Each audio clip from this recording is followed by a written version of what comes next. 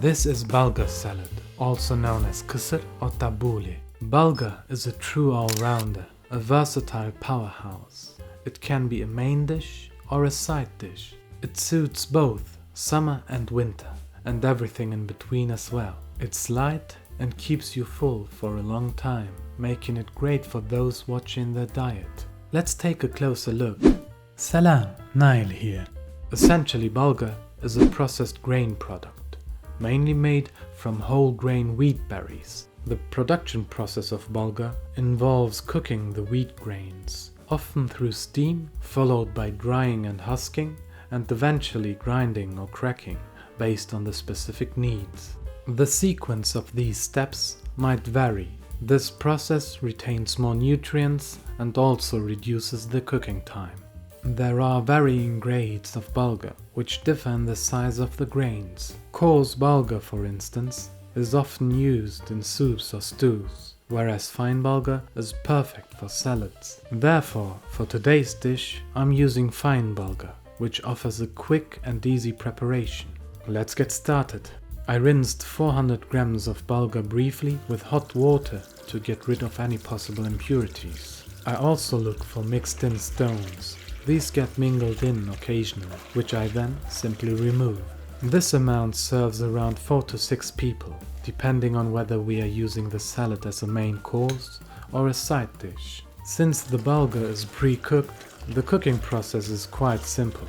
The ratio of bulgur to water is approximately 1:1. This means that for 400 grams of bulgur, I use a total of 400 milliliters of liquid. By total, I mean the liquid content coming from all the ingredients. At this point, one could simply pour 400 milliliters of hot water over the bulgur and allow it to soak. However, when the remaining ingredients are added later, this can lead to a mushy consistency in the final product, a situation I would like to avoid.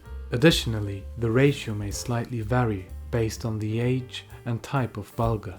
That's why the technique I mentioned is very practical in achieving the ideal consistency. If the texture is still too firm, we can easily add a bit more water until we achieve the desired consistency. The consistency we are aiming for is light, loose, and grainy. The individual bulgur grains should be well separated and should neither be overly sticky nor too hard to bite. Another advantage of this method is bulgur's absorbent nature. Due to its porous structure, bulgur can effectively soak up flavors and sauces, leading to a more intense taste experience. That's why I gradually incorporate the liquid, aiming for an ideal texture and a richer flavor. If you start by letting the bulgur soak in water, it loses much of its absorbency and ends up with a less vibrant taste. This technique is very practical.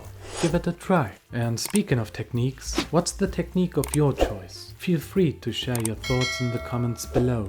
My apologies, that has been a lot of talk, so let's get back to the topic, absorbency. I want to make the most of this characteristic of bulgur and infuse more flavor into each grain. For this purpose, I use 2 of the main flavor enhancing ingredients, namely tomato paste and paprika paste. As the paste is among the primary flavor carriers in this dish, I recommend to use high quality paste. The better your paste, the fruitier, fresher, and more umami rich the end product will be. To enhance the umami element and intensify the paste's flavor, I'll saute it briefly in a pan. Here I've got 3 heaped tablespoons of tomato paste and 3 tablespoons of paprika paste. These go into a pan along with 4 tablespoons of olive oil, and I heat the mixture over medium heat. The paste should darken in color. This process takes about 5 minutes. It's important to stir continuously to prevent it from burning.